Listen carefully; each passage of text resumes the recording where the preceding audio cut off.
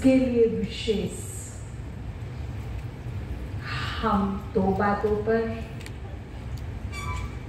और तीसरा होगा अटेंशन जो हमारी आत्मा के लिए होगा, जो आत्मा को शुद्ध, पावन, निर्विकारी बना देगा। तो इन 3 बातों पर विशेष फोकस रखेंगे। पहला, हम पुण्य आत्मा बनते चले। पाप 2 युगों से बहुत हुए हैं, मन से, वचन से, कर्म से, व्यवहार से, छोटे मोटे सूक्ष्म स्थूल पाप हो गए, जिससे आत्मा बोझिल बन गई है। आत्मा के ऊपर भार चढ़ गया।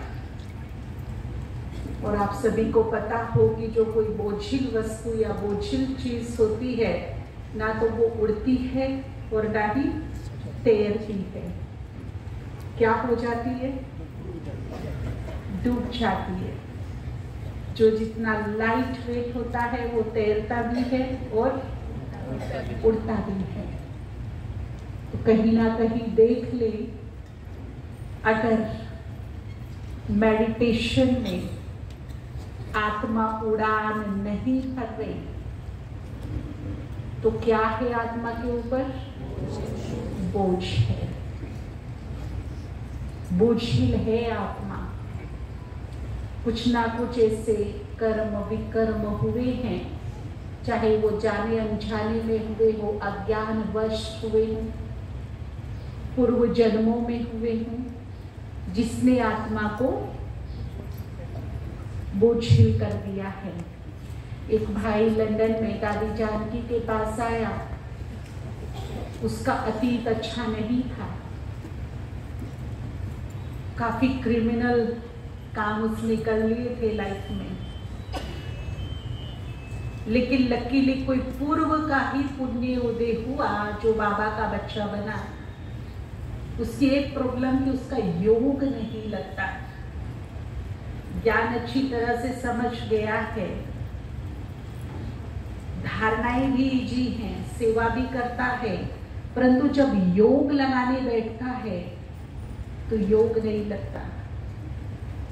उसकी विडंबना क्या है कि योग मेरा लगता नहीं, लिंक मेरा जुड़ता नहीं, शक्ति मुझे मिलती नहीं। तो इसी जन्म में इतने कुछ हो गया मेरे से, वो विनाश नहीं, वो भस्म नहीं हो रहे, तो पीछे के कैसे होंगे? बड़ी गिल्ट फील करता था। तो ये क्वेश्चन लेकर के दादी जानकी के पास आया। अब हमारी दादी जी पढ़ी लिखी बहुत ज्यादा नहीं थी, परंतु समझदार बहुत थी। पीएचडी किए हुए, बड़ी बड़ी डिग्री लिए हुए लोग उनसे एडवाइस लेने जाते थे। तो उसने कहा, दादी क्या करूं, मेरा योग नहीं लगता। तो दादी उसके अतीत के बारे में जानती थी, अच्छे से उसकी स्टोरी जानती थी। तो दादी ने कहा कि तुम्हारी आत्मा पर बोझ है, कि तब मैं मानता हूं मेरी आत्मा पे कुछ विकर्मों का बोझ है, परंतु इसे उतारूं कैसे? तो दादी ने कहा, चढ़ा कैसे? ये बोझ आत्मा के ऊपर आया कैसे? तो उसने कहा, दादी कुछ ऐसे कर्म हो गए मेरे से जो नहीं होने चाहिए थे, बुरे काम। तो दादी ने उसको बहुत सुंदर 2 बातें कही कि भाई, अगर बुरे कर्मों से आत्मा बोझिल हो सकती है, तो अच्छे श्रेष्ठ पुण्य कर्मों से आत्मा हल्की भी हो सकती है। आज विचार करना, अगर एक नेगेटिव कर्म मुझे पापी बना सकता है, तो एक पॉजिटिव श्रेष्ठ पुण्य कर्म मुझे पुण्य आत्मा भी बना सकता है। अगर एक बुरे कर्म में ताकत है दुख पहुंचाने की, कष्ट देने की, तकलीफ की, असफल, मनमुटाव, टेंशन, डिप्रेशन, अशांति, तो एक सुंदर श्रेष्ठ कर्म में ताकत है इन सबको काटने की। बात कर्मों की है। तो इस भट्टी से हम जागती ज्योत बनकर के रोग राइट के गहन रहस्य को समझ करके दृढ़ संकल्प ये रहे मेरा, कोशिश, फुल्ली अटेंशन, पूरा पुरुषार्थ कि अब से, आज से मेरे मन से, वचन से, कर्म से और व्यवहार से कोई भी पाप ना हो, किसी को भी मैं कष्ट, दुख, तकलीफ, नेगेटिविटी ना दूं। तो मेरे पुण्य तेजी से राइज होंगे और जो कुछ अच्छा करूंगी वो सेव होगा, सेविंग होगा उनका, और आत्मा पुण्यों की ताकत से बलवान और शक्तिशाली बनेगी। और सबसे बड़ी बात की लाइट होगी। और जब आत्मा में हल्कापन आएगा, लाइटनेस आएगी, उड़ान भरेगी। उड़ान भरेगी तो लिंक जुटेगा, पावर उधर से भी मिलेगी, प्रभु मिलन का सुख ले पाएगी आत्मा। तैयार है इस काम के लिए? एक कोशिश, एक अटेंशन, एक प्रयास तो कर सकते हैं ना? कर सकते हैं कि नहीं? तो सबसे पहले अटेंशन हमें कहां रखना है? सबसे ज्यादा गड़बड़ यहां से हो रही है। यहां से जो एक कहावत है ना कलयुग में, मुंह में राम बगल में, तो यही से गड़बड़ होती है। मुंह से तो हम अच्छी अच्छी बातें करते रहते हैं, इतना अच्छा अच्छा बोलेंगे, लेकिन मन में क्या भरे रहते हैं? कड़वाहट। आज इंसान को इंसान पहचानना मुश्किल हो गया है। मेरे सामने वाला मुझे हर दिन छल रहा है और मुझे समझ नहीं आ रहा है क्यों? क्योंकि मन में कुछ और है और मुख पर कुछ और है। उसको कहते कपटी, कपट कर रहे हैं। ऐसी पर्सनैलिटी मेरी ना हो। तो मुझे सबसे पहला काम क्या करना है? यहां से खुद को ठीक करना है। हम 8 दिन से शुरू करेंगे, केवल 7 डेज का एक उपवास। अभी नवरात्रे आ रहे हैं ना, चलो 9 दिन लेते हैं। नवरात्रे 9 दिन के होते हैं ना। 9 दिन बहुत लोग उपवास करते, व्रत रखते हैं, नमकीन नहीं खाएंगे, खट्टा नहीं खाएंगे, लेकिन इस जीभ से कड़वा बोल देंगे तो व्रत नहीं टूटेगा। खाने से टूटेगा, बोलने से नहीं टूटेगा। ये व्रत अगर हमें करना है तो हम ये करेंगे कि आज से इस भट्टी में जब हम आए हैं अपना काम धाम छोड़कर, टाइम निकाल कर, तो इतना अटेंशन रखेंगे, अपने मन में एक भी दुर्भाव आने नहीं देंगे। कोई बुरा भाव, अशुभ भाव, ना अपने लिए ना दूसरों के लिए। हो सकता है 9 दिन का उपवास, जो कहते हैं हो सकता है, हम पूरा कोशिश, पूरा पुरुषार्थ करेंगे, वो हाथ खड़ा करेंगे मेरे सही है ना। हम भी, हमारी भी भक्ति शुरू करेंगे। एक अटेंशन, दृढ़ संकल्प, सुबह उठते ही मेरा उपवास है, मेरा व्रत है, मुझे यहां से अपने लिए भी और दूसरों के लिए भी केवल शुभ शुभ सोचना है, शुभ भावनाओं का दान देना है, एक पॉजिटिव एनर्जी देनी है सभी को। ना अपने लिए नेगेटिव सोचेंगे ना दूसरों के लिए। यहां से नीट एंड क्लीन रहेंगे, जैसे गंगा में पवित्र जल, ऐसा मेरा मन क्या बन जाए? गंगा जल जैसा स्वच्छ, निर्मल, जिसमें कोई भी मैल नहीं, कोई मेल नहीं, केवल उसमें एक ही चीज हो, शुभ भाव, दुआएं, ब्लेसिंग, बस। इसके अपोजिट एक भी नहीं। तो ये सच्चा उपवास हो जाएगा, हमारे मन का शुद्धिकरण होगा। और जब मन का शुद्धिकरण होगा तो मन की शक्तियों का जागरण होगा, सशक्तिकरण होगा, शक्तियों का। जो हमारी शक्ति दबी पड़ी है ना, वो जगेंगी, एक्टिवेट होंगी और अपना काम करेंगी। वो शक्ति मेरे मन दर्पण को दमका देगी, चमका देगी। हमारा दिव्य चेहरा सामने आएगा और जो देवत्व सोया पड़ा है हमारे अंदर है, सबके एक एक के अंदर देवत्व है, परंतु मर्ज है, सुसुप्त है। 8 दिन के बाद हमें महसूस होगा, 90 दिन, कि मेरा देवत्व जाग रहा है, मेरी महानताएं जाग रही हैं, मेरे टैलेंट्स जाग रहे हैं। एक नई एनर्जी है, एक नया ऑरा, एक नया आभा मंडल, एक नया व्यक्तित्व, एक नई पर्सनैलिटी ने जन्म लिया है और जीने का आनंद आएगा।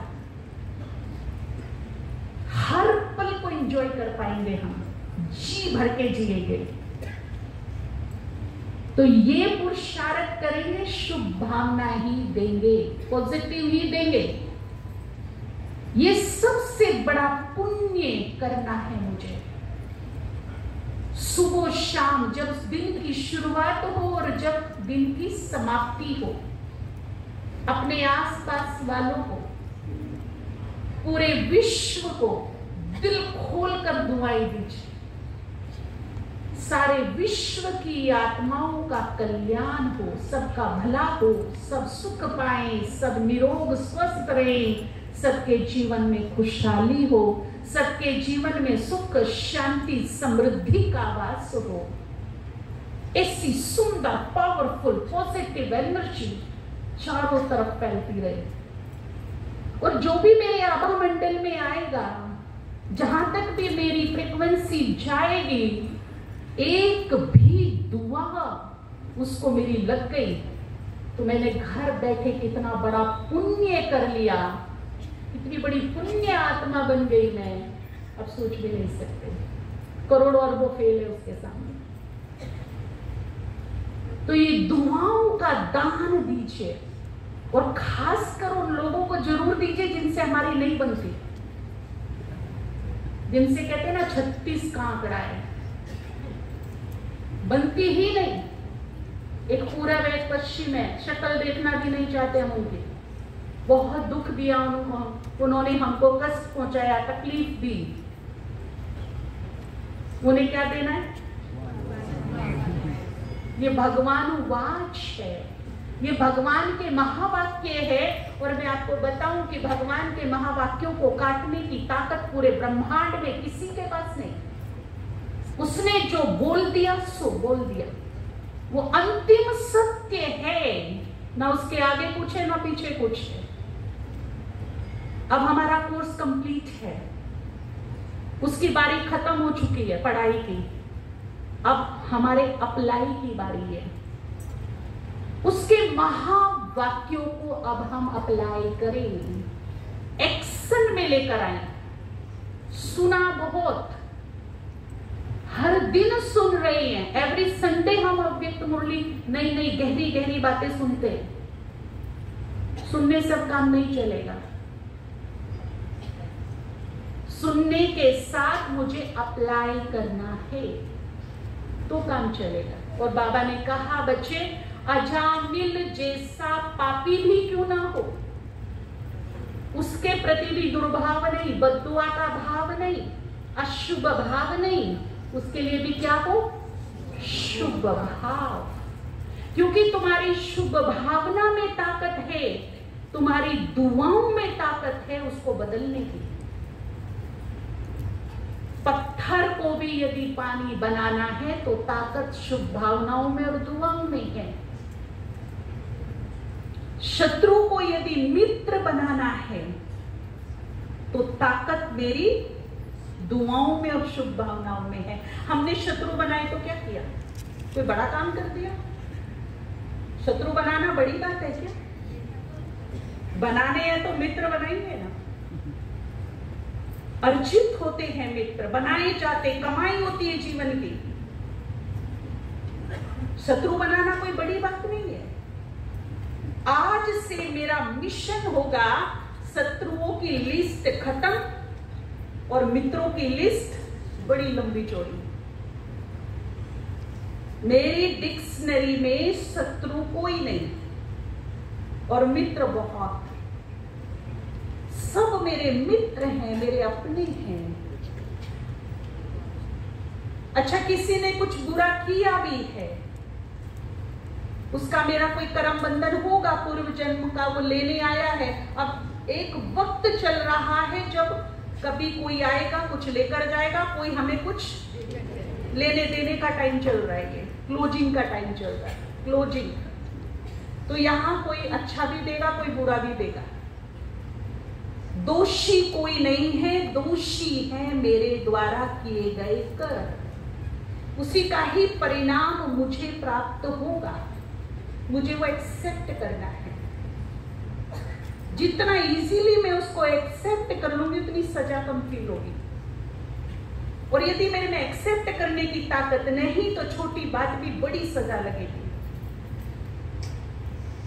इस कर्म बंधन को, इस कर्म भोग को काटने का सबसे बेस्ट तरीका है क्षमा भाव। सबसे बेस्ट तरीका फॉरगिव, फॉरगेट। श्री कृष्ण किन किन को अच्छे लगते हैं?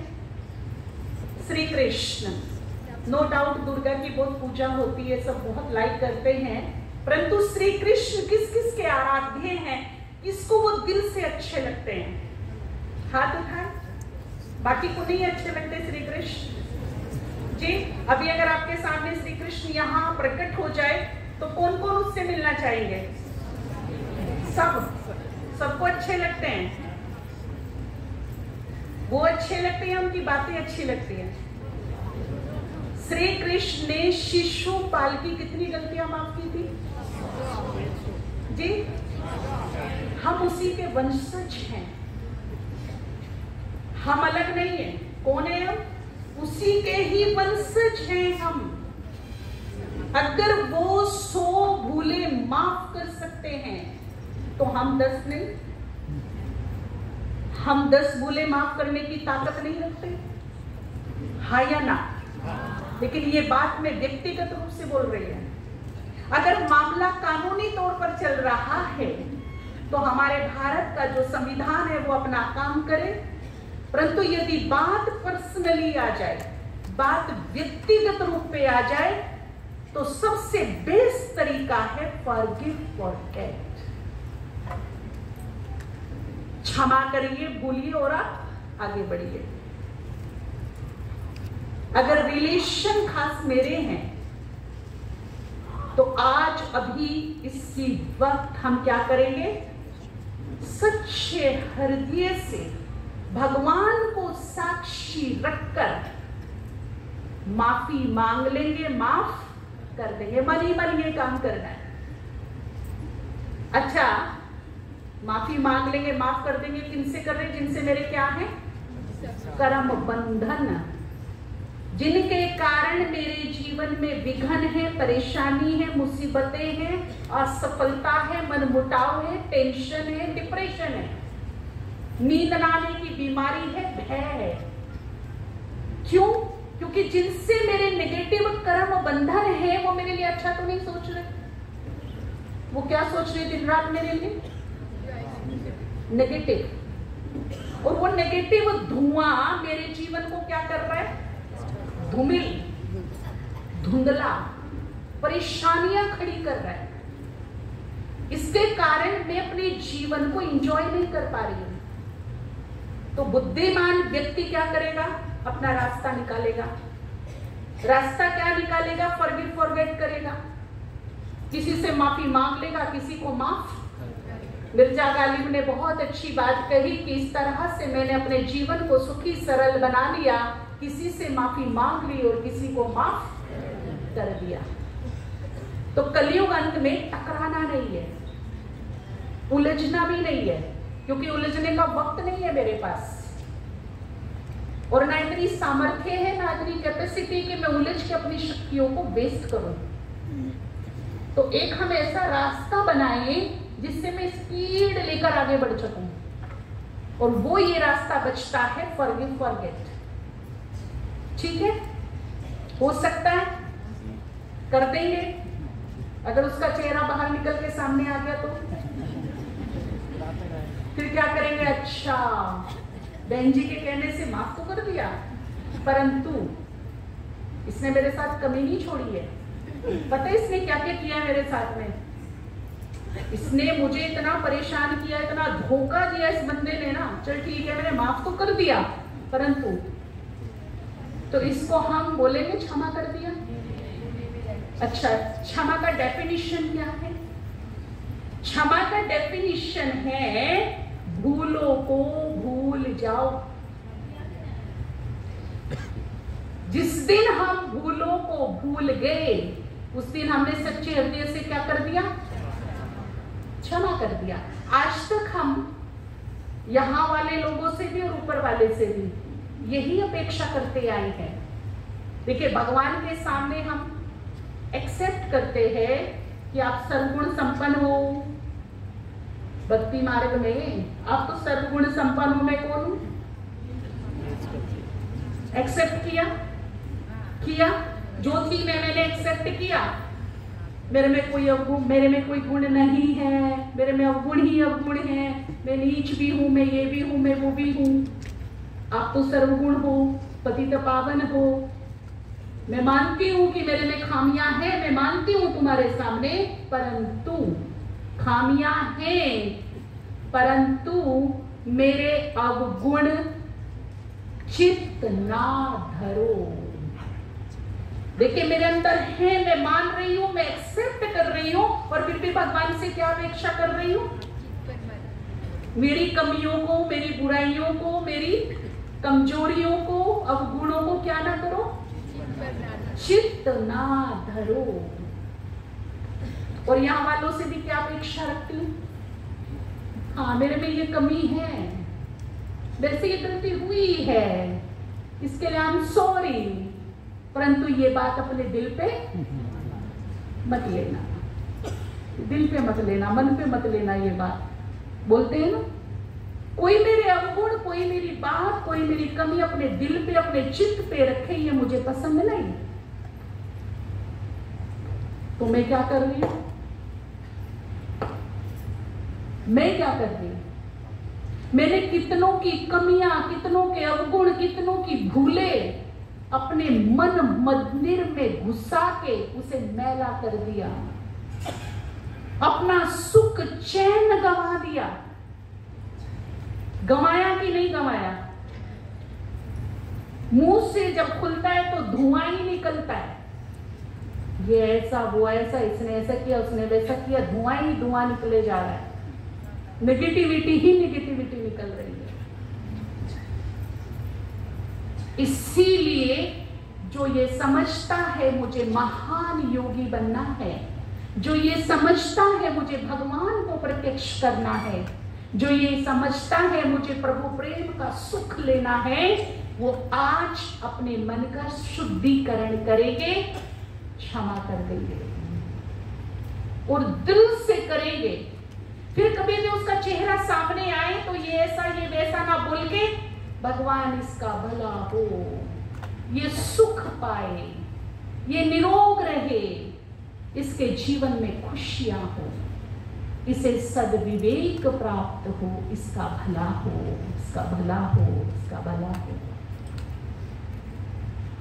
जीवन जी भर के जीना शुरू कर देंगे उस दिन से। यहां ना इतना लाइट फील होगा जैसे उड़ रहे हैं, बोझ खत्म। दूसरा, हमने अगर किसी को कष्ट दिया है, हमारे से किसी को तकलीफ पहुंची है, हमारे मन वचन कर्म व्यवहार से, तो सच्चे हृदय से बाबा के सामने बैठकर, यदि लगते कर्म बंधन थोड़े हल्के हैं तो 1 महीना, अगर ऐसा लगता है कि कर्म बंधन बहुत ज्यादा है तो 3 मंथ्स 90 डेज रोज करना है। बाबा के सामने बैठकर सच्चे हृदय से, स्वेच्छा से, मेरे कहने से नहीं। ये काम कब होगा? स्वेच्छा से। बाबा से हम एक कमिटमेंट करेंगे, जो भी भूलें मुझसे हुई हैं मुझे क्षमा कीजिए। उन आत्माओं से जुड़िए जिनसे मेरे कर्म बंधन है, माइंड टू माइंड उनसे बात करेंगे। माइंड टू माइंड, हमारा माइंड यूनिवर्सल माइंड बन जाता है। एक जगह बैठकर हम अनेकों से कनेक्ट हो सकते हैं। ऐसी पावर है इस माइंड में, संकल्प के थ्रू एक ही साथ अनेकों को अपनी फ्रीक्वेंसी भेज सकते हैं हम। और जो बात हम मुंह से नहीं कह सकते, वो बात हम मन से कह सकते हैं। जो मन से कही हुई बात है वो सीधा मन में जाती है। मुख से कही हुई बात कभी कानों तक ही रहेगी, मन में किसी किसी के जाएगी। तो माइंड टू माइंड बात करेंगे, उन आत्माओं से हम जुड़ेंगे। हमें लगे कि हमारे तार अनेक आत्माओं से जुड़ गए हैं जिनसे मेरे कड़े कर्म बंधन हैं और वो मेरी बातें सुन रहे हैं। जिनको भी मैंने कष्ट दिया है किसी भी प्रकार से, जाने अनजाने में, अज्ञान वश, विकारों के वश, मैं अपनी भूल स्वीकार करती हूं। सर झुका करके अपनी भूल को स्वीकार करना। और मैं उन आत्माओं से भगवान को साक्षी रखकर क्षमा याचना करती हूं। हे आत्माओं, मुझे माफ करो, माफ करो, माफ करो, क्षमा करो। और मैं ये दृढ़ संकल्प करती हूं भगवान के सामने, मेरा ये पूरा प्रयास, पूरी कोशिश रहेगी कि अब मैं मन, वचन, कर्म, व्यवहार से किसी को दुख तकलीफ नहीं दूंगी। और बाबा के सामने आंख में आंख डालकर एक दृढ़ संकल्प करना, उसकी विल पावर को खींचते हुए कि अब भूल कर भी कोई भूल मुझसे ना हो, वरना परिणाम इतना घातक होगा जिसका हम अंदाजा भी नहीं लगा सकते। पहले की मोटी मोटी गांठें गठरी है, वो अभी तक खुली नहीं। और यदि अब मैंने नहीं बना ली तो मेरे पास वक्त नहीं है मैं उनको खोल सकूं। इसीलिए तोबा तोबा कर लेंगे नहीं, पुरानों को चुप्त, नयों का कोई भी हिसाब किताब नहीं, केवल पॉजिटिव पॉजिटिव पॉजिटिव। अच्छा, जब कोई भी बात होती है, मान लो मैंने आपसे कुछ कॉम्प्रोमाइज करना है, तो मुझे उन आत्माओं से कॉम्प्रोमाइज करना है जिनसे मेरे कड़े हिसाब किताब है, कार्मिक अकाउंट्स है, नेगेटिव। उनसे मुझे क्या करना है? कॉम्प्रोमाइज करना है। तो कॉम्प्रोमाइज में क्या होता है? कुछ ले देकर करते हैं। भाई कॉम्प्रोमाइज कर लो, चलो थोड़ा बहुत कुछ ले दे लो, होता है ऐसा, है ना? अब मुझे उनके साथ कॉम्प्रोमाइज करना है, कुछ लेन देन करना है। ये तो फॉरगेट क्या होगी? जो उनके मन में उग्रता है वो क्या हो गई? शांत हो गई। मान लीजिए किसी ने कुछ आपके साथ गलत किया, गलत बोला या कुछ गलत व्यवहार कर दिया, और फिर वो आपको उसके मन में ना खिन्नता, एक गुस्सा, एक उग्रता आ गई, आप उससे मुंह फेर के खड़े हुए हो, बुरा ऐसा लग रहा है कि सो टेम्पर हो गए हो। लेकिन थोड़ी देर के बाद वो व्यक्ति आपके सामने आकर बोले, भैया आई एम वेरी सॉरी, तो जो ये उग्रता 100% पर थी, ये सॉरी शब्द सुनकर थोड़ा डाउन होगी कि नहीं? Yes yes. तो पता चला क्षमा क्या करेगी? जो उग्रता है लोगों के मन में मेरे लिए, तो वो क्या हो जाएगी? डाउन हो जाएगी। ये बहुत गहरी और बड़ा सीक्रेट है, मनों को शांत करेगी। जो उनकी नेगेटिविटी मेरे काम बिगाड़ रही है, मेरे परिवार के सामने बाधा बन रही है, मेरे जीवन में बाधा बन रही है, वो खत्म होगी। मेरा जीवन निर्विघ्न बन जाएगा। ये बड़ी गहरी गहरी बातें हैं एक क्षमा से। अच्छा, दूसरा मुझे कॉम्प्रोमाइज करना है, चलो मैं आपको चाय पिलाती हूँ। अच्छा, इस बात का आपको बुरा लगा ना, मैं ना आपको कुछ सीक्रेट करने वाली हूँ, मैं आपको आज पकोड़ा खिलाने वाली हूँ, ये प्लान कर रही हूँ मूड ठीक करने के लिए। कॉम्प्रोमाइज करना है मुझे, मूड ठीक करना है आपका, तो कुछ लेन देन करेंगे। और वो लेन देन बाबा ने बताई है, खुद भगवान के महावाक्य हैं, ऐसी आत्माओं को शुभ भावनाओं और दुआओं का दान दो। और एक शुभ भावना एक दुआ से काम नहीं होने चाहिए। क्या मान ली बीमारी ज्यादा है तो लो डोज चाहिए कि हाई डोज चाहिए? बात ज्यादा बिगड़ी हुई है तो लो डोज से काम चलेगा कि हाई डोज से चलेगा? तो एक से नहीं, दुआएं कितनी चाहिए? 10। एक बहुत पावरफुल पॉजिटिव एनर्जी का फोर्स उनकी तरफ भेजेंगे। 10 दुआओं का दान दीजिए उनको। सुबह शाम जब भी चेहरा सामने आए, ऐसी आत्माएं जिन्होंने मेरा बुरा किया, जिन्होंने मेरे जीवन को कष्ट पहुंचाया, तकलीफ पहुंचाई, विश्वासघात किया, नाम खराब किया, ऐसी आत्माओं को आज से फॉरगिव, क्षमा। और यहां से क्या जाएगी? दुआएं, दुआएं, शुभ भावनाएं, तुम्हारा भला हो। तुमने मुझे रुलाया पर मैं तुम्हें हंसता हुआ देखना चाहती हूँ। तुमने मुझे दुख दिया परंतु मैं तुम्हें सुखी देखना चाहती हूँ। तब है बुराई पर अच्छाई की विजय। और इतिहास गवाह है, बुराई कभी नहीं जीती, जीता क्या है? अच्छाई जीती है। इस पे विश्वास रखिए। हम अपनी अच्छाई से, हम अपनी पॉजिटिविटी से उसके मन की वृत्ति को चेंज करेंगे। पूरी इंडिया में ये लेक्चर हो गया है, हमारे पास हजारों अनुभव है, एक दो नहीं, हजारों ऐसे ऐसे मिरेकल्स हुए हैं कि यदि मैं आपको सुनाऊं ना तो पूरी रात बीत जाएगी। कई कई बार तो हमें विश्वास नहीं हुआ, ये भी हुआ, इससे ये भी हुआ। शत्रु दोस्त बन गए, विरोधी सहयोगी बन गए। इवन जो तलाक के केस कोर्ट में पड़े थे हस्बैंड वाइफ के, वो गुड फ्रेंड बन गए, अब एक छत के नीचे रह रहे हैं इस प्रयोग से। उनपे दोस्ती हो गई। ऐसे ऐसे सुंदर अनुभव हैं, लेकिन जो करेगा सो पाएगा, पहली कंडीशन। तो हमारे मन का इससे क्या हो जाएगा? पूरी तरह शुद्धिकरण, सारा मेल, सारी डस्ट, सारी गंदगी खत्म।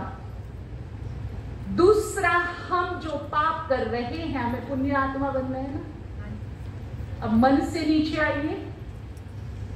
एक बात और कहूंगी कि बैठ करके प्रकृति को और मनुष्य आत्माओं को सकाश जरूर देना। जितना हम सकाश देते चलेंगे, हमारे जीवन में प्रकाश होता जाएगा। भगवान से जुड़कर उसके पावरफुल वाइब्रेशन खुद में समाकर और फिर उसको फैलाना, ग्लोब को देना, प्रकृति को देना, ये बहुत बड़ा पुण्य है, बहुत बड़ा पुण्य। दूसरी बात, मुख, हमारा मुख। कहते बोलना तो 2 साल में, 1 साल में सीख जाता है, लेकिन क्या बोलना, कब बोलना, कितना बोलना, कहां बोलना, पूरी उम्र नहीं आता। तो आज से हम अपनी जुबान पर सुबह उठते ही, अभी भी यहीं बैठे भी, मां सरस्वती का आह्वान करेंगे। हे मां सरस्वती, मेरी जुबान पर आकर बैठ जा। अब जो भी मेरा मुख खुले उससे दूसरों को सुख मिले, शुभ हो, भला हो, मंगल हो, कल्याण, किसी का भी बुरा ना हो। अभी सभी बुद्धिमान लोग यहाँ बैठे हैं। ये लॉ ऑफ अट्रैक्शन है, जो देंगे वो डबल ट्रिपल होकर ही वापस आएगा। ठीक है, अब क्या देंगे? 2 रास्ते हैं हमारे पास, चूज आपको करना, क्योंकि सभी बुद्धिमान है। हम इस जुबान से दुख, दर्द, जख्म ये भी ले सकते हैं, और इस जुबान से हम सुख, मरहम, दवा भी दे सकते हैं। चूज मुझे करना है कि इस जुबान को मुझे कहां इस्तेमाल करना है। मुझे किसी के लिए जख्म का काम करना है, दुख का काम करना, दर्द देना है, या फिर दवा बनना है, मरहम बनना है? क्या बनना है मुझे? वो खुद ही आप सोचना, क्योंकि बुद्धिमान हो दोनों में से एक चूज कर लेना, या तो ये या तो। लेकिन ये पहले ध्यान रखना, जो दूंगी वो लौट कर वापस आएगा, आज नहीं तो कल आएगा। ये पक्का नियम है। तो जो मैं अपने जीवन में चाहती हूं वही दूं, जो मैं अपने जीवन में नहीं चाहती वो आज से देना स्टॉप, बंद, नहीं देना है मुझे, क्योंकि वो आएगा, रिटर्न उसका आएगा। तो अपनी जुबान को हम ऐसे इस्तेमाल करें, मेरी जुबान में वो ताकत हो, वो पावर हो कि अगर एक बार मैं मुर्दे को भी आवाज लगाऊं तो उसमें भी जान फूंक दूं।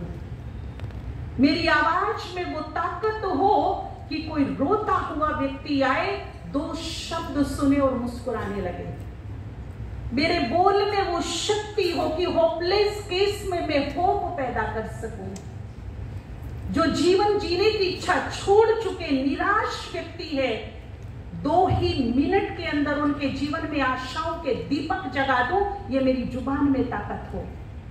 और ये जुबान में ताकत तब होगी जब इस जुबान से मैं शुभ शुभ बोलूंगी, कम बोलूंगी और मीठा बोलूंगी। ये 3 डायलॉग है बाबा के। अपनी जुबान में वाक शक्ति, वाक सिद्धि प्राप्त करनी है तो क्या करो? कम से कम बोलो, मीठा बोलो, धीरे बोलो। ठीक है? जितना कम बोलेंगे उतना बुरा बोलने से बच जाएंगे। और मैं आपसे कहना चाहूंगी कि अगर अच्छा नहीं बोल सकते तो समय के इशारे को मैं समझूं कि समय मुझे कौन सा इशारा दे रहा है। समय इशारा दे रहा है कि अब पाप के भागी मत बनो। तो कम से कम यदि मैं अच्छा, शुभ, मीठा नहीं बोल सकती तो चुप तो रह सकती हूं ना। कम से कम अपने मुख को बंद रखें हम।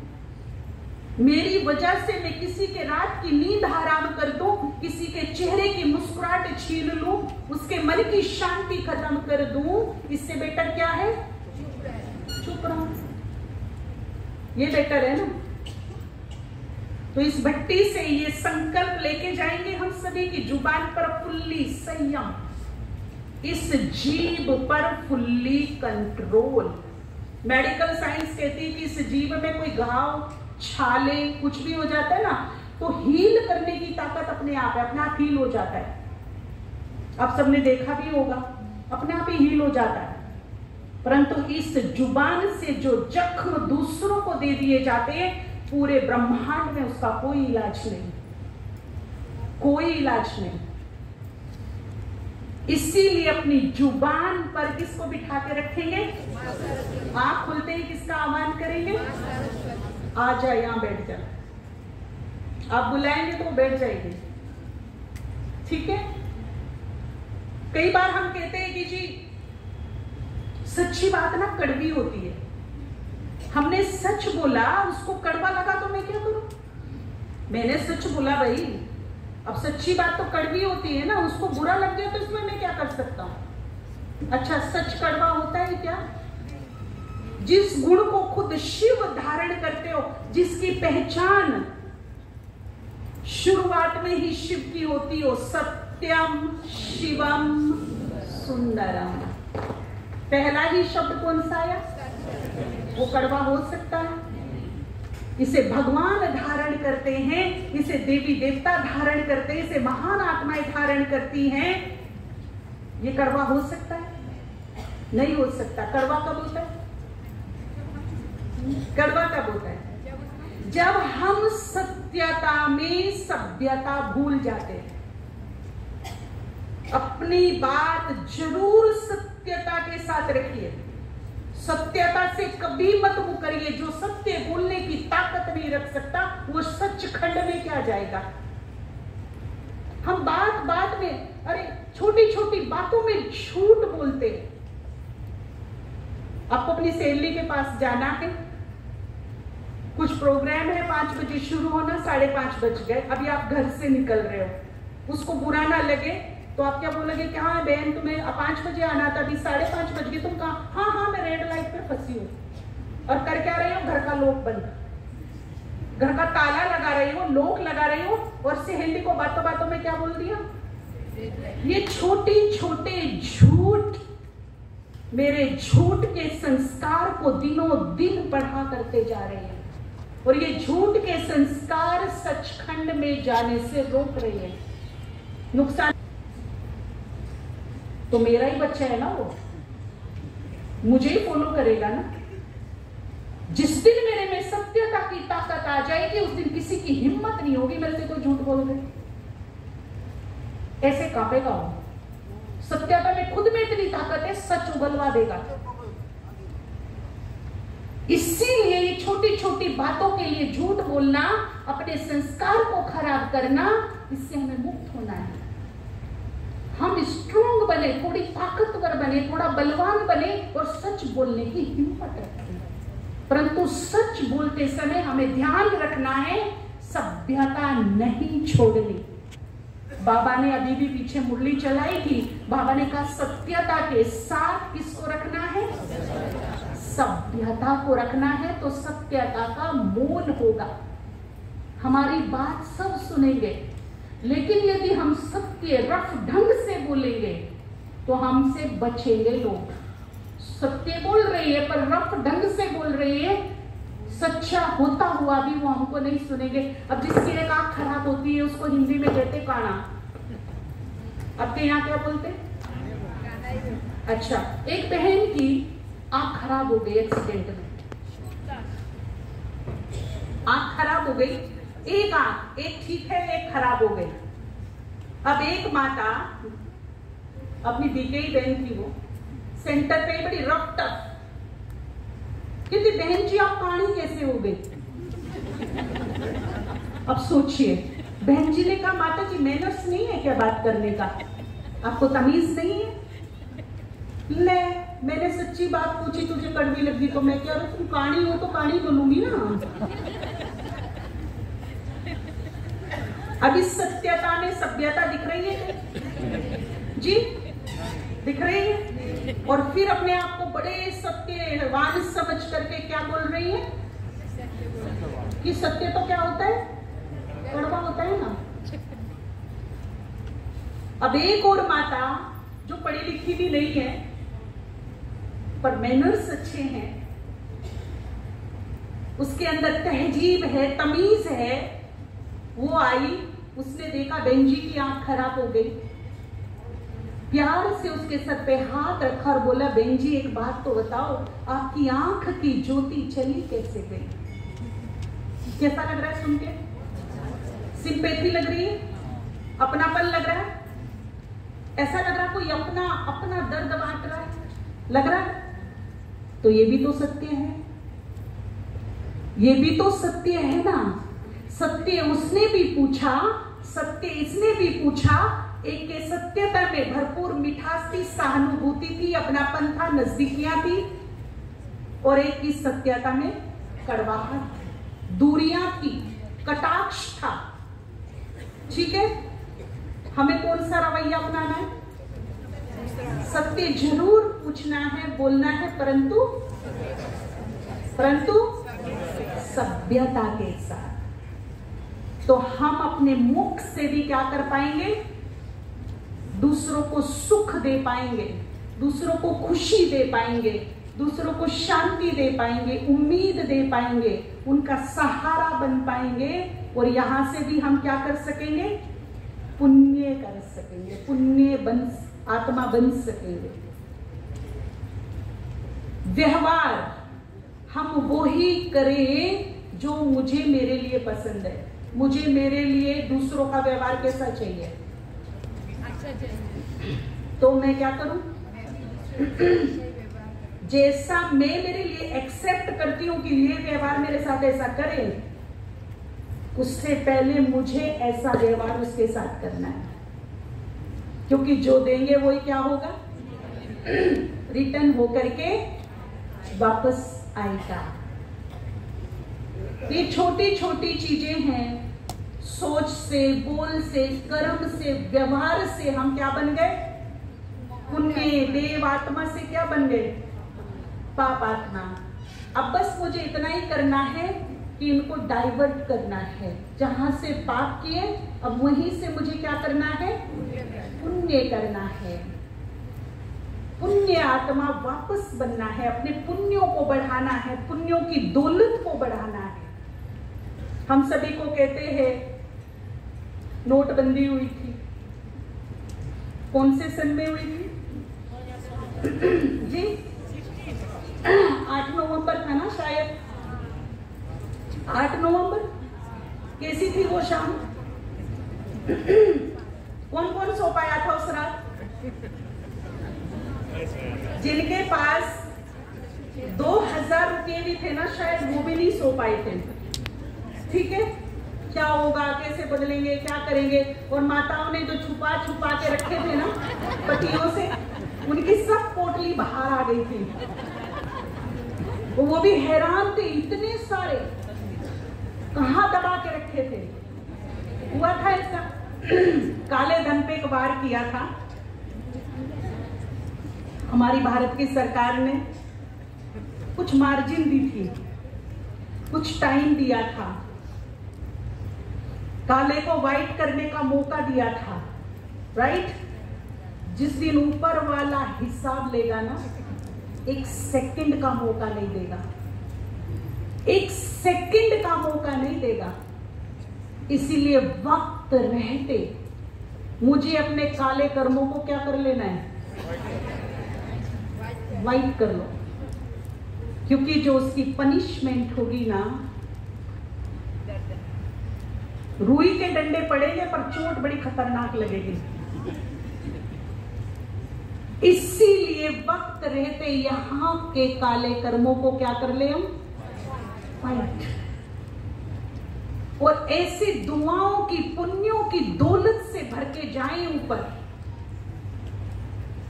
एक भाई ने अपना बच्चा अपनी सारी कमाई लगा करके पढ़ाया लिखाया, बहुत सारा पैसा देकर उसे बिजनेस करने विदेश भेजा। 4-5 साल में फट्टे हाल आया, कंगाल होकर।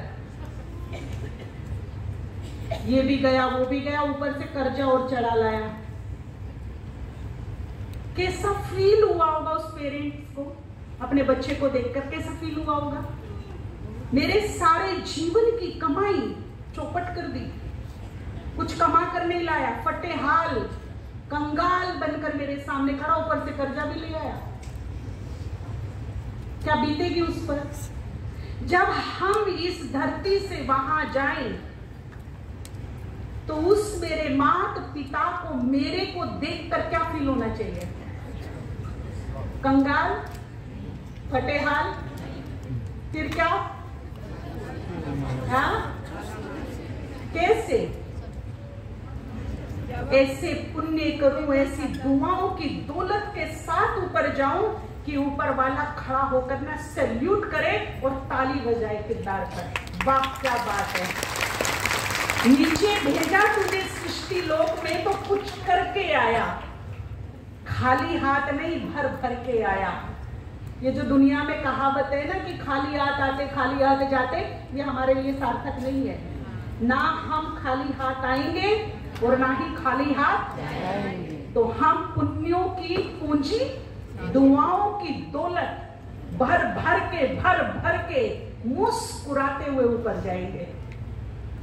जब हम जाएं तो एक सुकून के साथ, एक संतोष के साथ, एक मुस्कुराहट के साथ, एक संदेश के साथ ऊपर जाए। देखने वाला भी कहे वाह क्या प्रभु का लाल है, क्या धरती का उपहार है। जन्म हो जीवन हो तो ऐसा एक मिसाल कायम करके जाएं, और जब ऊपर जाएं तो ऊपर वाला भी किरदार को देख के क्या बजाए, ताली बजाए, और अपनी झोलियां रखते उसके सामने सारी, ये पुण्य की झोली, ये दुआओं की झोली, ये झोली, तुमको जिसको आवश्यकता देना हो दे दो, खूब लाएंगे कमा के, जिसको बांटना हो बांट दो, जिसको देना हो दे दो, भर भर के लाए। ये दौलत यही साथ छोड़ देगी, परंतु पुण्य और दुआएं हर जन्म 84 के 84 जन्म हमारे साथ होंगे। यही हमारे अगले जन्म का आधार बनेंगी। यही हमें किंग या कंगाल बनाएंगे। कंगाल तो कोई नहीं बनना चाहेगा ना, सभी क्या बनना चाहेगा? कौन चाहता है कि अगला जन्म मेरा अंबानी के घर में हो जाए? हैं? या चाहेंगे झोपड़पट्टी वालों के यहाँ हो जाए? चाहेगा कोई? जितना यहाँ पुण्यों की पूंजी, कोई कहते हैं जी दुआएं दे दो, बहन जी सर पे हाथ रख दो, मेरे बच्चे को दुआ दे दो, ऐसे दुआ मांगते जैसे फोकट की कोई चीज हो। इस संसार की सबसे कीमती दौलत है ये। जब यहां सब दौलत धन संपत्ति साथ छोड़ देती है, तब ये दौलत काम आती है। एक बड़े रईस बीमार लास्ट टाइम आ गया, कह रहे मेरा सारा धन दौलत ले लो, मुझे बचा लो। डॉक्टर कह रहा है क्या करो, क्या करो? दुआ। अगर दुआ में बैंक बैलेंस 0 है तो उस समय धन दौलत काम में नहीं आने वाला है। इसीलिए इस दौलत को रोज लो, रोज दो, रोज दुआएं लेने के मौके भी मत चूको और दुआएं देने के मौके भी नहीं चूको। जो भी मिले, भले मुख से नहीं मन से, तो उसको दुआ दे दो। सुखी रहो, खुश रहो, मुस्कुराते रहो, तुम्हारा भला हो, सबको देते रहो, देते रहो। देने में ही लेना समाया है। इन्वेस्ट करेंगे तो कमाई होगी ना, इन्वेस्ट ही नहीं करेंगे तो कमाई कहां से होगी? बिजनेस का रूल है पहले इन्वेस्ट पीछे कमाई। तो पहले हम इन्वेस्ट करें, पीछे क्या होगी? कमाई होगी। तो दुआ मांगने से नहीं मिलते, और मांगते कौन है? बेगर्स, भिखारी। भिखारियों से पाला पड़ा है कभी आप सबका? अगर देना भी पड़ जाए तो जेब में 10 का 50 का 100 500 2000 सबके नोट पड़े हैं, पर जेब में और नीचे हाथ घुसा के ढूंढते क्या है? सिक्का। तो मांगने वाले को कितना मिलता है? मांगने वाले को सिक्का ही मिलता है। आपके दरवाजे पे खड़ा है, भूखा हूं कुछ दे दो, घर में बोरे पड़े हैं चावल के, पर मांगने वाले को कितना देंगे? इतना ही मिलता है। तो अब देख ले, हम मांगने वाले हैं। मांगने से क्या मेरा गुजारा हो जाएगा? मांगने से मेरा गुजारा तो क्यों ना मैं अपनी सोच इतनी विशाल रखूं, अपने कर्म इतने महान बनाऊं, अपने बोल इतने सुखद बनाऊं कि देने वाला स्व इच्छा से दे और छप्पर फाड़ फाड़ के दे, बिना मांगे दे। हो सकता है? सब कुछ पॉसिबल है, कुछ भी इम्पॉसिबल नहीं है। तो दुआएं लेना है मुझे, दुआओं को कमाना है, उसकी सेविंग करनी है। और लास्ट है ज्वालामुखी योग। 10 मिनट ज्वालामुखी योग बीज रूप स्थिति में जरूर करना है, यहां से पापों को भस्म करने के लिए, नेगेटिविटी को खत्म करने के लिए, विकारों को विकर्मों को समाप्त करने के लिए, परम धाम में स्थित करके खुद को आत्मा रूप में महाज्योति के सामने ज्ञान सूर्य को विजुअलाइज करके, जब हमें उनसे योग अग्नि लेनी है, ये अग्नि भी ज्वाला, तो तब मैं शिव बाबा को किस रूप में याद करूंगी? ज्ञान सूर्य। मैं आपको एक बता दूं सीक्रेट। मान लीजिए आपको कोई बीमारी के लिए बाबा का आह्वान करना है, भाई जी ने बोला ना आह्वान करो बाबा का, तब हम उसको किस रूप में आह्वान करेंगे? वैदों के वैद, वैद्यनाथ, सुप्रीम सर्जन, संपूर्ण आरोग्य शक्ति के साथ आ जाओ। मान लीजिए किसी विघ्न को विनाश करने के लिए मुझे इसका आह्वान करना है, तब विघ्नहर्ता आ जाओ। जिस भी स्वरूप से, जिस भी उसके नाम से हम उसको बुलाएंगे, वैसे ही वाइब्रेशन फैलेंगे। जैसा वाइब्रेशन मुझे चाहिए वैसे ही स्वरूप में उसको हम आजिज नाजिज करेंगे अपने सामने। ठीक है ना? दुख बहुत है लाइफ में तो क्या बोलेंगे? हे सुख करता, सुख दाता, सुख के सागर पधारो, ताकि अपने संपूर्ण सुखों के वाइब्रेशन फैलाता हुआ, दुखों को दूर भगाता हुआ वो आए, उसके वाइब्रेशन वैसे ही मिले। बहुत ज्यादा उलझन है जीवन में, बिगड़ रही है बात, फिर क्या बोलेंगे? हे बिगड़ी को बनाने वाले आ जाओ। तो जिस भी बात की आवश्यकता है उसी ही नाम से, उसी ही स्वरूप में उसको हम विजुअलाइज करेंगे, देखेंगे और वैसा ही वाइब्रेशन देंगे। अब मुझे आत्मा में जो नेगेटिविटी जन्म जन्मांतर की है, पापों का प्रभाव है, उसको भस्म करना है, अग्नि ज्वाला प्रज्वलित करनी है। वो कहां से होगी जी? ज्ञान सूर्य, क्योंकि अग्नि का स्रोत क्या है? सूर्य। तो बाबा का एक नाम क्या है? ज्ञान सूर्य। तो जैसे सूर्य को हम आसमान में देखते हैं, ऐसे ही सूर्य को हम देखेंगे कहां? परम धाम में, महाज्योति। महाज्योति को विजुअलाइज करें। अब जैसे ये बल्ब जल रहा है तो इसका प्रकाश कितनी दूर है?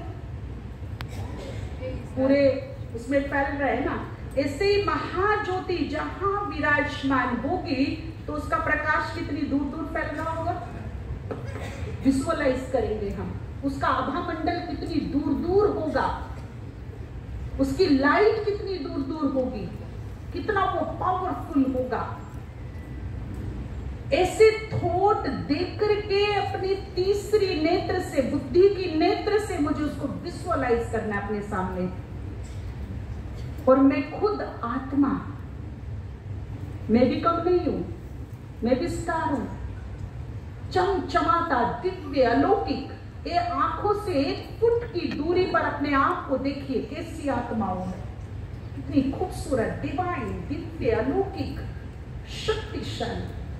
कितनी दूर तक उसका आभा मंडल है। एक स्टार, एक लाइट। लाइट है तो प्रकाश होगा ना, आभा मंडल तो होगा ना उसका भी। तो उसका ओरा कितनी दूर तक फैला है। खुद का भी देखिए, बाबा का भी देखिए। और फिर मैं उससे जुड़ गई, कनेक्ट। जैसे एक डायमंड पे तेज हेलोजन के लाइट पड़े तो वो डायमंड क्या हो जाएगा? खुद ऐसे विजुअलाइज करेंगे कि मैं स्टार, वो महाज्योति, उसका प्रकाश मुझ पे पड़ रहा है तो मैं क्या हो गई? जगमग जगमग जगमग जगमग। ओरा बढ़ गया मेरा, मेरी लाइट, मेरा तेज भी बढ़ गया। फिर क्या करेंगे? हम देखेंगे योग अग्नि जो बहुत शीतल, आनंदकारी, सुखदायी है, जलाने वाली नहीं, तपाने वाली नहीं, कैसी? शीतल आनंदकारी अग्नि को हम आत्मा के 3 पार्ट बनाएंगे। मन जो एक सागर की तरह है, और वो सागर है तो मैं मास्टर सागर हूं। यदि मैं अपने मन की नाप लेने लगूं और अंतर मन की नाप लेने लगूं तो वो सागर के समान है। बुद्धि बहुत विशाल है। संस्कार कैसे हैं? सर्कल में है। ये 3 चित्र अपने सामने लाएंगे और देखेंगे कि बाबा से योग अग्नि प्रज्वलित ज्वाला इन तीनों में समा रही है। जो मेरे मन, बुद्धि और संस्कार है ये पूरे डिवाइन हो रहे हैं। इनमें जो भी नेगेटिविटी वो जलकर भस्म हो रही है, वहां से मुझे प्रकाश मिल रहा है, आत्मा के अंदर समा रहा है और ये अपना काम कर रहा है। मन बहुत सुंदर, शक्तिशाली, मनोबल मेरा बढ़ रहा है। मन में जो भी शक्तियां हैं, खजाने हैं, वो निखर रही है, ऊपर आ रही है, एक्टिवेट हो रही है। बुद्धि डिवाइन हो रही है, संस्कार दिव्य संस्कारों में बदल रही है। कितनी देर करना है? 10 मिनट, इससे ज्यादा नहीं शुरुआत में, क्योंकि इसमें पावरफुल कंसंट्रेशन चाहिए। और जब मेरा मन रिलैक्स हो, तन और मन दोनों रिलैक्स हो, बिल्कुल रिलैक्स, तभी मैं ये योग करूं। अब आप देख लीजिए आपका मन और तन कब रिलैक्स रहता है, सुबह, दोपहर, शाम। तभी 10 मिनट हम ये योग करेंगे। इस योग की विधि भाई जी आएंगे, ज्वालामुखी योग कैसे करना है, कमेंट्री के थ्रू वो आपको ये ज्वालामुखी योग कराएंगे एक बार, तब हम सब सीख लेंगे। अगर 10 मिनट में 1 मिनट 15 सेकंड 20 सेकंड भी मैं सफल हो गई तो समझ लेना सफलता की पहली सीढ़ी चढ़ गई। 10 के 10 मिनट नहीं हो पाएगा, 1 मिनट भी हो जाए, 15 सेकंड भी हो जाए, तो भी सफलता की पहली सीढ़ी चढ़ गई। ठीक है, भाई जी आ गए, भाई जी को बुला लीजिए, वो कमेंट्री से योग